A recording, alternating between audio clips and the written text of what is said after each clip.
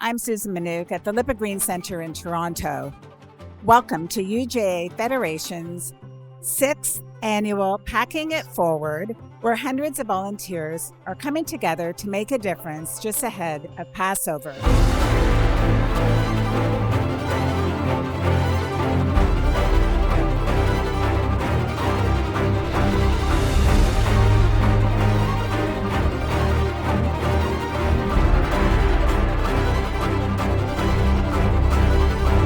I'm joined by Michelle Cooper, MPP. Why was it important for you to come out? So this UJA is such an important organization to the Jewish community and the greater community. It does such good work. Right now we're packing boxes for Passover. This is a Passover food drive, and it's for people in need. Groceries right now are expensive, and especially Passover and kosher food. So this is a really great initiative by UJA to pack boxes and to give them to people in need for the holiday of Passover. I'm here with the president and CEO, Adam Minsky of the UJA. Hi, Adam. Hi. Well, I'm just loving this energy and enthusiasm here today. Isn't it incredible? It is the community at its best.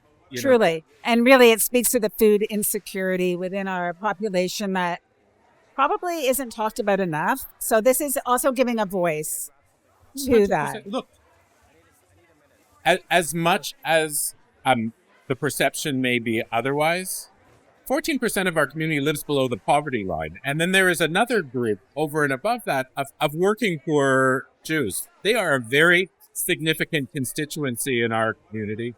We have Holocaust survivors who don't have the food that they need. There are so many different groups. And so having the community come out and really do something to make sure that as much as possible, everyone in our community who wants to celebrate Passover can do so in a meaningful way. That's what community is really about. And it's really shining. I'm loving it. Thank you so much. Beyond today, what role do you see government and leadership playing in addressing food insecurity? Well, I think it's opportunities where government can support great initiatives like this. It's working with partners at the federal and the provincial level.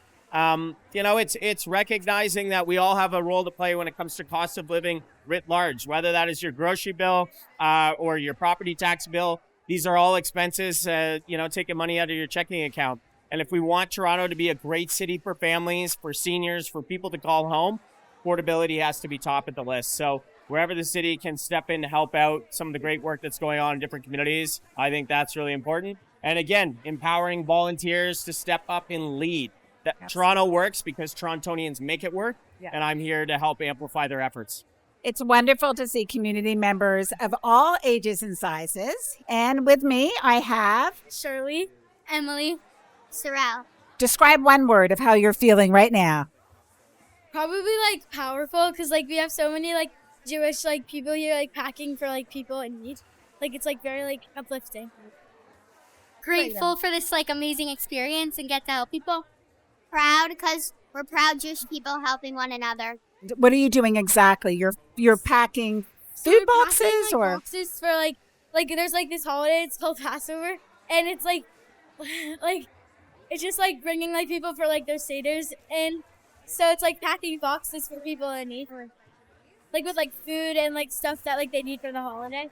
And how rewarding is this to know that you are helping families that may not be able to feed their kids? It feels incredibly rewarding, especially as people that already have a lot ourselves. It's really great to help other people in need. It feels so nice to help the community. Well, girls, thank you so much for your help, your support. I'm joined by Sara Lefton, Chief Development Officer at UJA. Hi, Sara. Welcome. Thank you so much for having me today. Well, I am thrilled to be here, and I'm just really inspired by seeing the hundreds of volunteers in the room downstairs packing boxes for this great initiative, Packing It Forward. Maybe you can share with me what this is all about and how the day is unfolding. Yeah, absolutely. So, we're in our 6th year. But obviously it's changed quite a bit because our first year was actually in COVID. And so we were responding to a need, a real crisis at the time, where need sort of went through the roof and we didn't know how to accommodate. And so we actually had tents outside that year and Ubers and things, so that the program's evolved quite a bit. But, the one thing that's been constant is that there are a significant number of Jews in our community who are living in poverty. And we have about 20,000 members of the Jewish community in Toronto alone who live in poverty. And more than 12,000 of them are living in what we call deep poverty. And so it's a very, very real issue in our community. And, groceries for any Canadian right now are expensive. It doesn't matter the community. Kosher food is more expensive.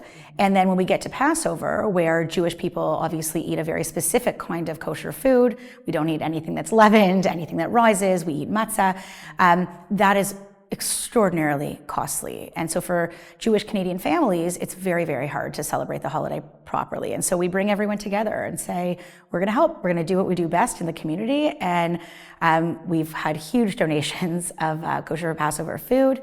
And we have a beautiful turnout from community every year to pack. How did you said the initiative got started in COVID. Yeah.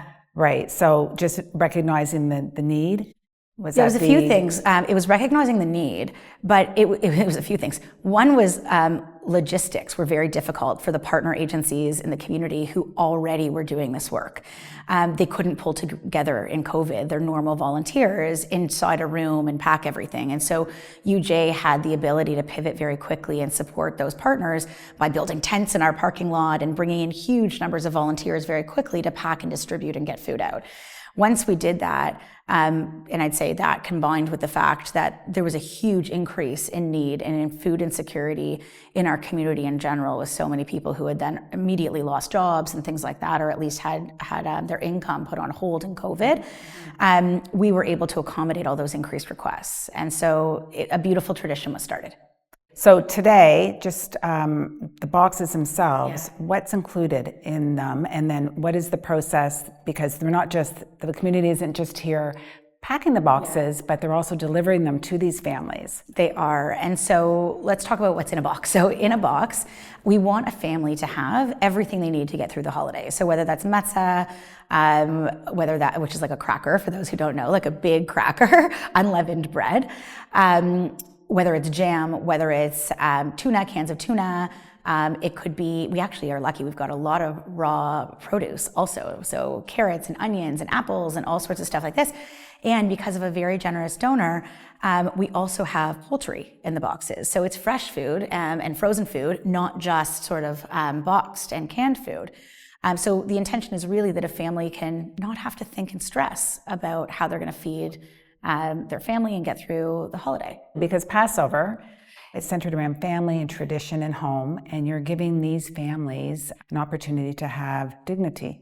And it's dignity, but it's also because the Passover holiday is about freedom from slavery. And so, in the spirit of the holiday, we don't want people to feel stressed out and feel worried about how they're going to eat or how they're going to provide for their family. I mean, the entire point of the holiday is to feel that we can live freely as Jews.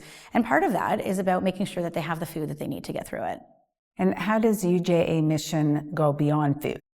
Oh my goodness. So UJA is really so much bigger than condensed vision. Yeah, food insecurity. But, in short, UJA Federation and federations around the world are there to make sure that our community is strong. Yeah. So it's in Toronto and frankly, Jewish communities around the world as well. And so for us, it's about anything from security to combating anti-Semitism to Jewish education to strengthening Jewish identity and unifying the community to making sure that we can help the vulnerable, whether it's with food or mental health supports or housing. You name it, but as the needs change in the community, which they do over time, and in the last 100 years, they've changed significantly, UJ is there to say, no matter what those needs are, it's for us to make sure that we are constantly pivoting to make sure that we can strengthen our community. And right now, that means making sure people have food. We're seeing a strong support, not just of community members, but of leaders, politicians. How important is that visibility and solidarity? It's incredibly important. Yeah.